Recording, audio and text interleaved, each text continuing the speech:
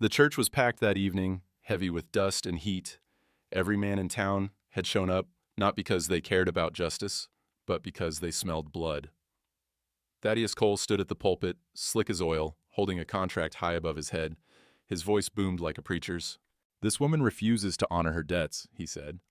"She lies, she steals, and she spits on the hand that fed her." People murmured, afraid to look at the woman sitting in the back row, Margaret Ashford, the widow who'd been sold once already and still wasn't free. At the far end of the room, leaning against the doorframe, Josiah Brennan watched. The blacksmith, the man who'd spent everything he owned trying to buy her freedom. His jaw tightened as Cole's words filled the church. Then Josiah stepped forward. The sound of his boots on the wooden floor cut through the noise like a gunshot. "You're right, Cole," he said. "It is time to choose." The crowd fell silent. Cole's smirk wavered. Josiah's voice rose, steady and sharp. "You all watched him sell a widow like she was livestock. Watched her scrub his floors for pennies while he sat with his boots on the desk. And you called it law. But law ain't the same as justice. Law's just ink on paper. Justice needs eyes on it." The words hit like hammer blows. Even Sheriff Blake shifted uneasily, his hand hovering near his gun. "Margaret wrote to her son every week for 7 months," Josiah said. "Not one letter ever reached him. You know why?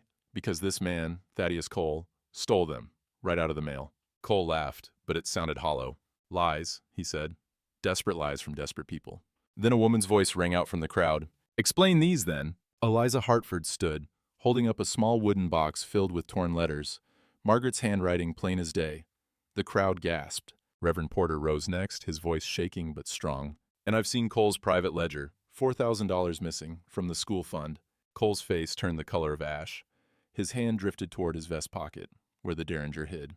"Don't," Sheriff Blake warned, gun finally drawn. Then the door slammed open. A tall man stepped inside, his silver star flashing in the lamplight. "Thaddeus Cole," he said, "you're under arrest for mail theft, embezzlement, and extortion." The church erupted in whispers. Margaret's hands covered her mouth. Cole backed away, voice breaking now. "You can't do this. This is my town." Josiah took one step closer. "Not anymore." Cole grabbed for his gun, but Josiah's hand shot out, catching his wrist, twisting hard until the Derringer clattered to the floor. The marshal stepped forward, cuffs in hand. "You've got the right to face your accusers," he said.